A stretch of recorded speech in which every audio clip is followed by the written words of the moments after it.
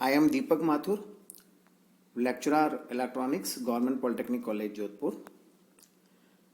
सभी द्वितीय वर्ष इलेक्ट्रिकल इंजीनियरिंग के स्टूडेंट्स का पुनः इस क्लास में स्वागत है। उम्मीद करता हूं कि आप लोग अब तक जो मैंने 4 लेक्चर पूरे किए हैं उनको आपने अच्छे से अध्ययन किया होगा और ज़रूर से आपने उनके नोट्स बनाए होंगे, डायग्राम्स बनाए होंगे, सर्किट डायग्राम्स बनाए होंगे, टेबुलेशन बनाए होंगे। आज हम जो टॉपिक कवर करेंगे उसका नाम है peak inverse voltage. Unit first का ही ये एक सबसेक्शन है।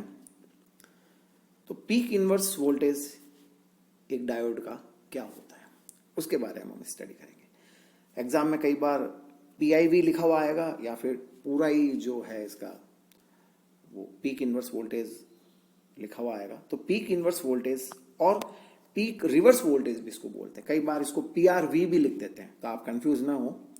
PIV और PRV is same. It refers to the maximum voltage a diode और अदर डिवाइस। डायोड या कोई भी दूसरी डिवाइस जो उसका PIV पूछते हैं, इस डिवाइस का PIV क्या है। So it refers to the maximum voltage a diode or other device can withstand in the reverse bias direction before breakdown. Reverse bias के वो वोल्टेज जो मैक्सिमम ये हैंडल कर सकती है devices in reverse bias condition, breakdown होने से पहले वो उस डिवाइस का या डायोड का जो है वो PIV कहलाता है। Also may be called reverse breakdown voltage. चूंकि ब्रेकडाउन होने से पहले का वोल्टेज है रिवर्स बायस में, तो इसको हम रिवर्स ब्रेकडाउन वोल्टेज भी कहते हैं। Clear? PIV for rectifiers, peak inverse voltage और peak reverse voltage can be defined as the maximum value of the reverse voltage of a diode which occurs at the peak of the input cycles when diode is in reverse bias. So कई बार PIV की definition पूछ लेते हैं आप लोगों को कि PIV इज व्हाट। तो आप इसको आसानी से बता सकते हैं कि डायोड में जब रिवर्स बायस में वो मैक्सिमम वोल्टेज जिसमें भी डायोड उसको विथस्टैंड उसको हैंडल कर सकता है, उसको ग्रहण कर लेता है बिना ब्रेकडाउन हुए, वो जो वोल्टेज है, वो जो कंडीशन है, वो पीक इनवर्स वोल्टेज जो है वो कहलाते हैं। For a rectifier the PIV refers to the maximum reverse voltage that the rectifier circuit applies to the diode.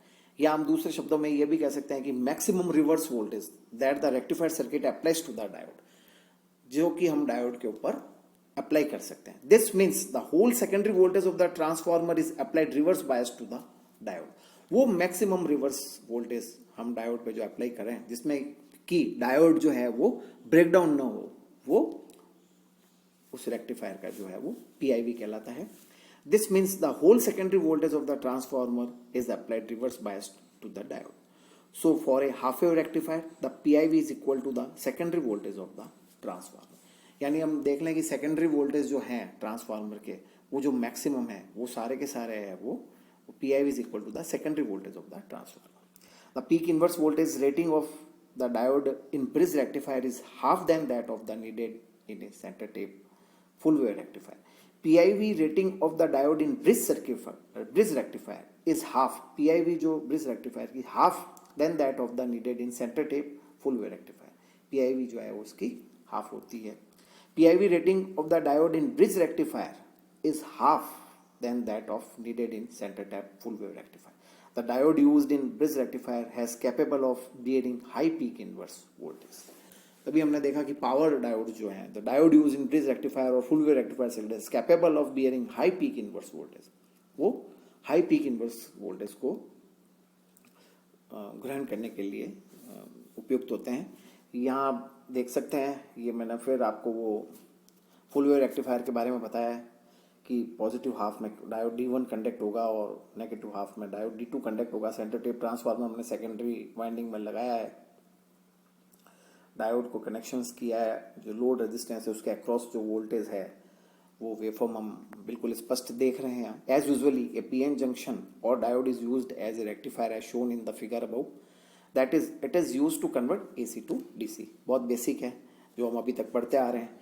Therefore care should be taken that during the negative half cycle the peak value of AC voltage should not be more than that of rated value of peak inverse voltage of the diode. या ये ध्यान रखने की बहुत ज़रूरत है कि care should be taken that during negative half cycle के समय the peak value of AC voltage should not be more than, जो नेगेटिव हाफ की जो पीक वैल्यू है should not be more than the rated value off peak inverse voltage diode. हम बाजार में diode लेने जाते हैं, उसकी स्पेसिफिकेशन बताएंगे, हम स्पेसिफिकेशन में ये बताएंगे कि हमें इस पीआईवी की इस रेटिंग का एक डायोड देना, तो उससे वो जो नेगेटिव जो वोल्टेज है वो ज़्यादा नहीं हो। तो ये इस बात का विशेष तौर पे ध्यान रखा जाता है। The maximum value of the reverse voltage that a PN junction और diode can withstand without damaging itself is known as its peak inverse voltage. 4-5 definitions को हमने यहाँ पे समराइज किया। जो डेफिनेशन आपको सही लगे, जो लैंग्वेज आपको सही लगे, जिस भाषा में आप इसको लिख सकते हैं आप इसको लिखें। The rating off peak inverse voltage is given and described in the data sheet provided by the manufacturer. कोई भी डायोड किसी मैन्युफैक्चरर ने तैयार किया है तो वो उसकी जो स्पेसिफिकेशन लिस्ट है उसमें पीआईवी रेटिंग उसकी जरूर से पीक इनवर्स वोल्टेज जो है उसकी लिखे हुए होंगे कि भाई ये डायोड है इस पीआईवी का, यानी इतने रिवर्स बायस वोल्टेज को ये विथस्टैंड कर सकता है, इसके बाद जो है वो डायोड है वो डैमेज हो जाएगा। However if the voltage coming across the junction at reverse bias condition increases beyond this specified value the junction will get damage. अगर बियॉन्ड दिस वैल्यू अगर हो जाती है, इंक्रीजेस हो जाती है बायस कंडीशन स्पेसिफाइड वैल्यू से, तो जो जंक्शन है वो डैमेज हो जाएगा और उस केस में जो डायोड जो अपना है वो बर्न हो जाएगा। तो यहाँ पीआईवी आपको बिल्कुल स्पष्ट है। अब हम आते हैं basic introduction of filter circuit. Filter circuit क्या है, रेक्टिफायर में फिल्टर सर्किट्स क्या है? A filter circuit is a device to remove the AC component of the rectified output but allows the DC component to reach the load.